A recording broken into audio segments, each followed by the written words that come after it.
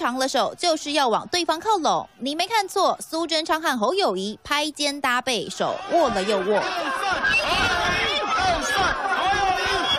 管他动算喊得再大声，两人越贴越近，就是要说上几句。乍看你还以为他们热络的就像久没见面的老朋友，但其实，在碰头前，两个人王不见王，不止错开进场时间，更从会场大老远的两头分别敬酒，撑了1个多小时，终于还是强碰。我想老县长见面是随缘自在的一件事。今年的选举，对我来讲，人生第一次，我嘛无政治人物了搞选举，所以拜托大家，咱知影，总会有真歹做人，所以我唔敢有困难，所以我也袂先入来，讲闹着场。